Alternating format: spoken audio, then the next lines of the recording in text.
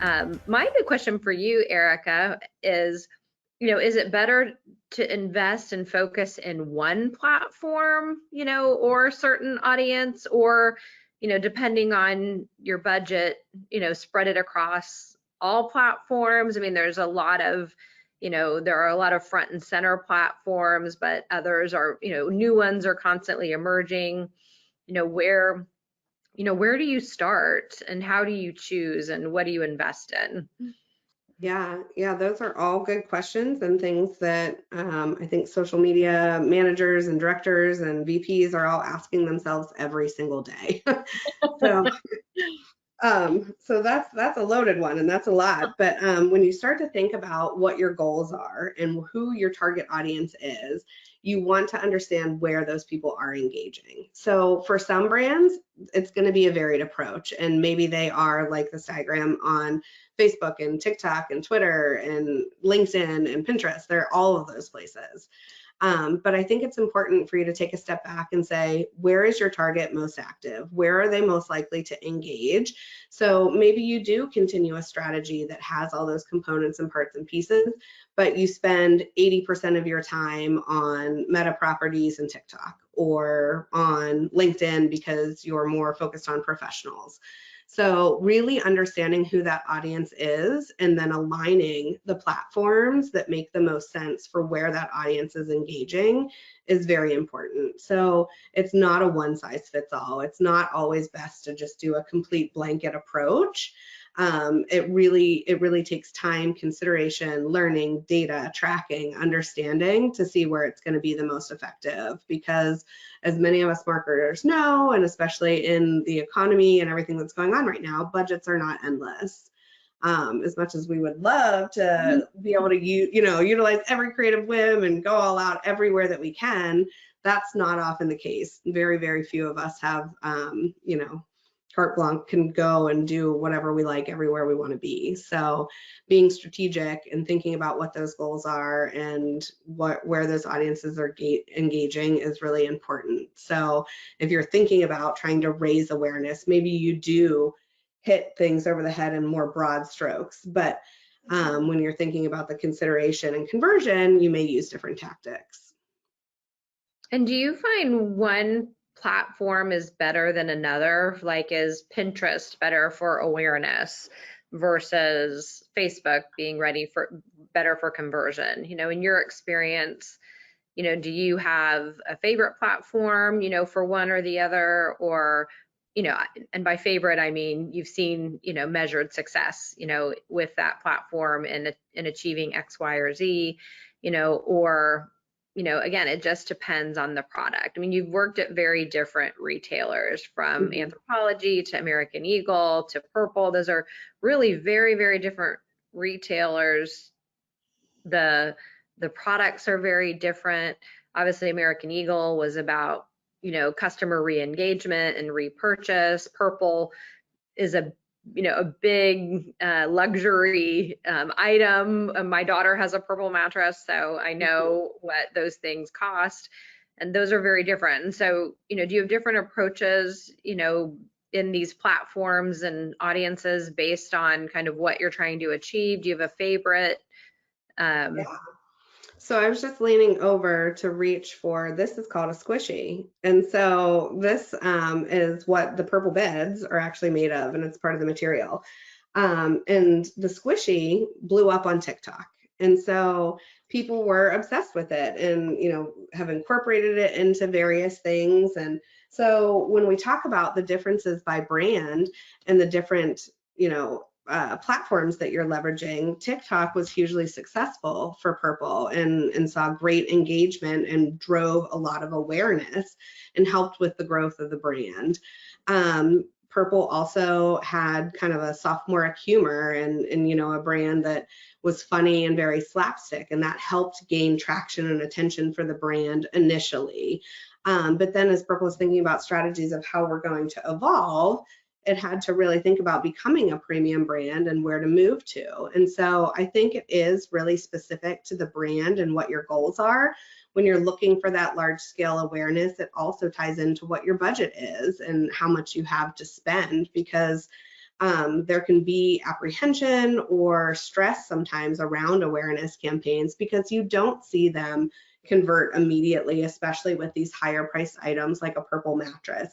You may see awareness plays play out much better for American Eagle or Aerie because people will make a $20 purchase on a whim, but not likely a $4,000 or $5,000 purchase just on a whim. So I think you have to be very considerate on what your product is and what you're promoting.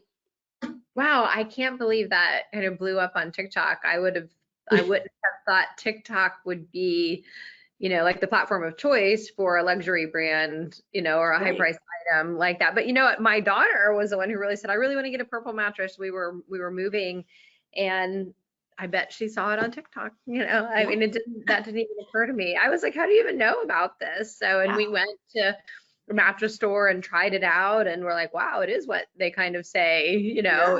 social. Yeah. So Other brands that I've I'm worked with have surprised. I'm so Yeah, surprised. other brands that I've worked with have seen much more success on Instagram and leveraging influencers. So I think it really is, one of the things that we've talked about and what would be our next thing is creating that custom content and testing. And so getting to that kind of step 4 element. That's great. Thank you for that segue. Sure thing. Link. I wanted to ask, as we move to step 4, about creating custom content and testing. Let's start with creating custom, content. Do you do this in-house, with social? Do you do this with an agency? Like who is best to create the content? Yeah, so the brands that I've worked for have taken varied approaches. I've also done some consulting in the past and seen different makeups and different setups. And so sometimes it is a social media manager using Canva and creating content that way. Sometimes it is a creative team and it's very curated and very specific and everything has to go through every single brand standard. So I've definitely seen it be varied. Agencies can offer tremendous assistance to small teams. That's for sure. I've seen that in my career as well, where, maybe you're short staffed, so you do need to lean on an agency for creative to assist. So it really depends on what your department size and structure setup is. That's great. And also in terms of test, at Porch, again, that's a huge, Porch is a little bit different media network than some of the others, who can really just execute programmatic, or I guess social digital type media. Porch can also leverage executing direct mail and CTV and so on and so forth. But again, their big thing is test and learn, run it through, and they actually have a really nice measurement platform, so that you can measure your testing and whatnot, which is really, really amazing. On here on number 4, when you say leverage influencers and Mm-hmm. you see where appropriate, Mm-hmm. how do you find your influencers? Do they find you? Do you find them? When you're trying to test out these influencers or content with the influencers, how do you leverage into that? How do you leverage or really curate that influencer strategy as part of your overall social media strategy? Yeah, so most places will have an influencer platform that they leverage and that they utilize that people can apply in, or you can go out and seek and search for influencers that are available. So it's a tool that you use. The one most recently that I had used was Maverick, and you can basically go in and search on pretty much anything that you're interested in, and it can bring up an influencer that has it on their profile and that is ready and willing to talk about it. So the influencer piece has become very easy nowadays to find. If you don't have a platform and aren't paying for a platform currently, then you can look and see who's engaging with your products and monitor their followers on your own.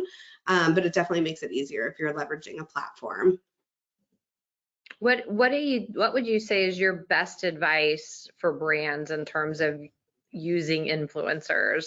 Because you've heard the horror stories about, so and so becomes an influencer and then they have, something criminal or untoward happen to them, and and they have to be dropped. So Yeah.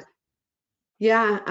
So you want to move forward cautiously. Anytime that you're putting your brand in someone else's hands, you want to make sure that you're doing your due diligence. So you can't just use a platform. You have to really get into their feed and look at them, and it's developing trust and trying to get to that understanding of, am I comfortable with this person, and whether it's a micro influencer or it's a macro influencer, so someone on a smaller scale or a larger scale, you have to do the same due diligence and do a deep dive to understand who they are, what they stand for, looking at their feed history, looking outside of feeds in general Google search, anything that, any skeletons in the closet that you can pull out in advance, you definitely want to do, and, potentially avoid then engaging with that person. Yeah, I love, this is almost like its own, in creating custom content and testing, it's almost like its own 5 strategies, in this one, even though it's so important. But this is obviously where the bulk of the work is when you're actually ready to execute your strategy. Obviously, tailoring the content to your audiences, and you have to be selective, right? We can't make content for every single audience. We have to really choose wisely, again, people, time, and money to create content, and so on and so forth. And then I love number 2, when you're developing your strategy, you visualize it, put it on a calendar, prioritize your testing, because again, not all things are the same. And when I was leading teams, we started to get into all this minutia of testing, Erica, and you're like, well, how much results, might this audience prove if it's, this teeny tiny? Well, for some brands, like really that hyper targeted audience, is a place to start. But, for the most part, I love this element of visualizing it, putting it on a calendar, having prioritization. You can't do everything at once. So really then having that lead into, creating your formats to keep your audience interested. Tell me a little bit about some of the different kinds of formats to invest in when you're creating your strategy. Well, before I jump to that, I do want to just highlight one of the things that you said that I think is so important, that it's a point that's not missed, is that it's important to test and learn, but it's not just testing your creative, it's also testing those audiences. I think a lot of times when people hear test and learn, and especially in the social space, they immediately think we're testing content, we're testing imagery, we're testing the visual components. The audience oftentimes can have a much larger impact as compared to the creative when you see those variations, because you're still going to stay within your brand standards with whatever creative you're testing. So I think it's important just to kind of highlight that piece of it, that those different audience selections can have tremendous impact in your testing. So that targeting piece, you want to be testing as well as the creative.